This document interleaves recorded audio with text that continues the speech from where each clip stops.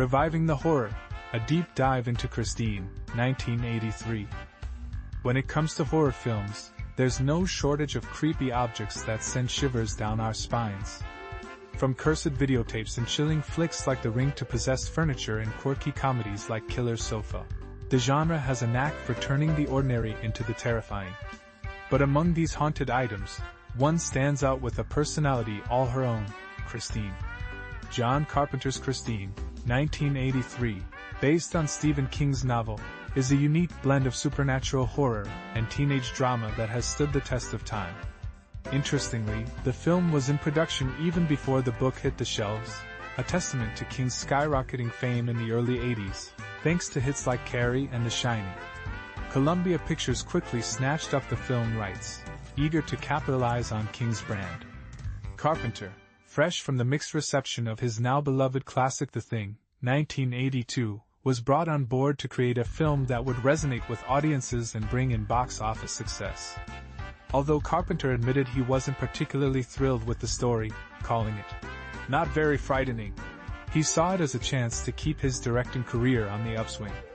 The screenplay, crafted by Bill Phillips, streamlined King's expansive narrative, honing in on Arnie's transformation and his complex relationship with his car.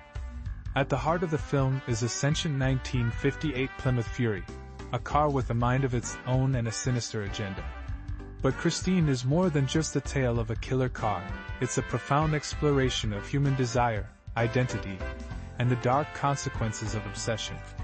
Through the journey of Arnie Cunningham, played by Keith Gordon, the film serves as a chilling allegory about repression and the dangers of romanticizing the past.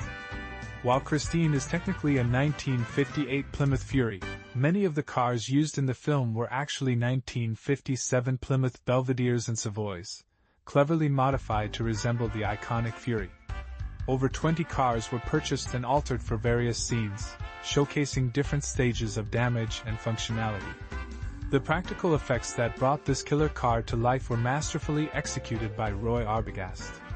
From inflatable body panels to innovative reverse photography techniques, these effects created the mesmerizing scenes where Christine repairs herself. Carpenter's directorial style, combined with these clever effects, ensures that the film remains engaging upon each viewing. Rather than relying on excessive gore or cheap jump scares, Carpenter builds a slow-burning atmosphere of tension and psychological dread. His expert use of lighting, framing, and sound design crafts a mood that is both nostalgic and unsettling. Christine is often shot from low angles, enhancing her menacing presence, while her vibrant red color and gleaming chrome serve as visual cues of danger. Carpenter's use of silence punctuates moments of calm with sudden bursts of violence, leaving viewers on the edge of their seats. But you might be wondering, why are we watching a movie about a killer car? The film leaves the question of why tantalizingly unanswered. While the novel explains that Christine is possessed by the spirit of her previous owner, the film opens with the car's malevolence awakening the moment she rolls off the production line. This choice allows Christine to act on her own desires, mirroring Arnie's innermost yearnings rather than being a mere puppet of an external force. In Freudian terms, Christine embodies the ID, the primal part of the psyche that seeks pleasure and dominance without moral restraint. Arnie, initially a shy and bully teenager, finds in Christine an outlet for his repressed desires, enabling him to take control of his life in increasingly violent ways. The car's jealousy and protectiveness reflect Arnie's psychological decline, as he becomes more disconnected from reality. As he loses his moral compass, Christine transforms into a literal and metaphorical extension of his will, blurring the lines between boy and machine. Carpenter uses this dynamic to illustrate that unresolved repression can lead to destructive outcomes. Arnie's character arc is the emotional heart of the film. The moment he first lays eyes on Christine is nothing short of transformative, imbued with romantic and spiritual undertones. Despite her dilapidated state, she captivates him. His decision to buy and restore her triggers a metamorphosis that is both physical and psychological. As Arnie dedicates himself to rebuilding the car, his demeanor shifts dramatically. He becomes confident, assertive, and adopts a rebellious attitude, shedding his former submissive identity for one marked by arrogance and control. However, his relationship with Christine spirals into addiction, as he begins to prioritize the car over his friendships and moral responsibilities. Keith Gordon's performance captures this tragic descent beautifully, portraying a young man who crumbles under the weight of his need for respect and power. What makes Arnie's journey particularly heartbreaking is that his newfound strength comes at the expense of his very soul. Unlike typical possession narratives where the protagonist fights against evil, Arnie embraces it.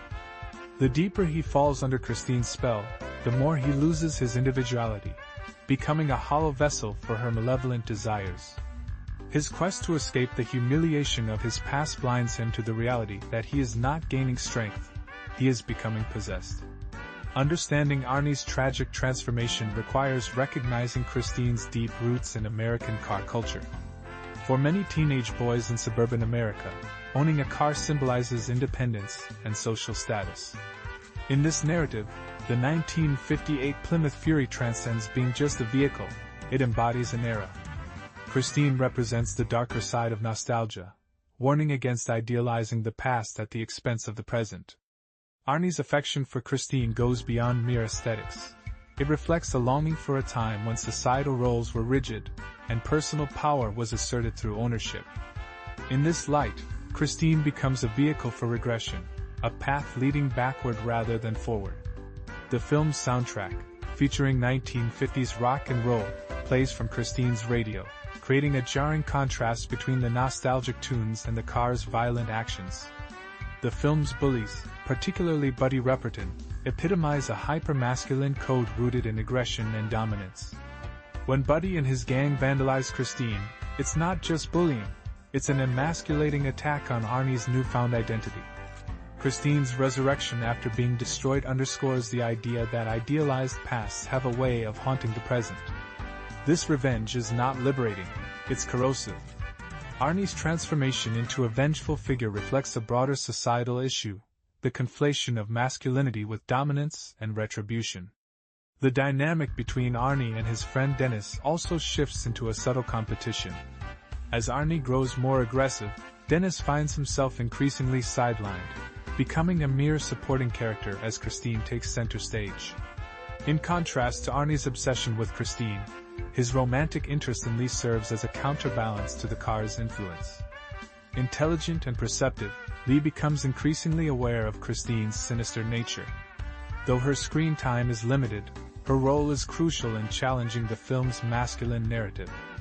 Lee voices concern over Arnie's attachment to Christine and becomes a target of the car's supernatural aggression. A pivotal moment occurs when Lee chokes while sitting in Christine, only to be saved when the car's radio abruptly shuts off. This scene implies that Christine attempted to harm Lee out of jealousy, highlighting how the car sabotages Arnie's emotional connections. The film suggests that a return to a nostalgic era dominated by patriarchal control cannot coexist with genuine emotional intimacy. Ultimately, Lee and Dennis, both cast aside by Arnie, must unite to dismantle Christine's destructive allure. While Lee may not be as deeply developed as Arnie, her role is vital in the film's moral framework. Perhaps the most chilling aspect of Christine is not the violence or supernatural elements, but Arnie's complete psychological disintegration. By the film's conclusion, he is unrecognizable from the boy we first met. His eyes are vacant, his voice cold, and his relationships severed. Christine and Arnie become indistinguishable. This erosion of identity speaks to broader fears surrounding adolescence, insecurity, and the desire to escape one's limitations. The film uses horror to externalize the emotional violence many teenagers face, the pressure to conform, the longing to be seen, and the temptation to trade authenticity for acceptance. Arnie's demise is not merely a physical end, it represents the culmination of a slow surrender of self. Released on December 9, 1983, Christine grossed over $21 million at the U.S. box office against a $10 million budget. While initial critical reception was mixed, the film has gained recognition over the years. Even Stephen King himself has remarked that he finds this adaptation, along with Kubrick's The Shining, somewhat dull, yet it is now celebrated as one of the more compelling adaptations of his work. Christine is a deceptively intricate film. What could have been a straightforward story about a haunted car evolves into a rich exploration of the psychological challenges of adolescence. Christine is not just a monster. She is a mirror reflecting the darkest corners of the human psyche. The film's lasting appeal lies in its ability to terrify not only through its killer car sequences, but also as a haunting reflection on the cost of becoming what we fear in our quest for power.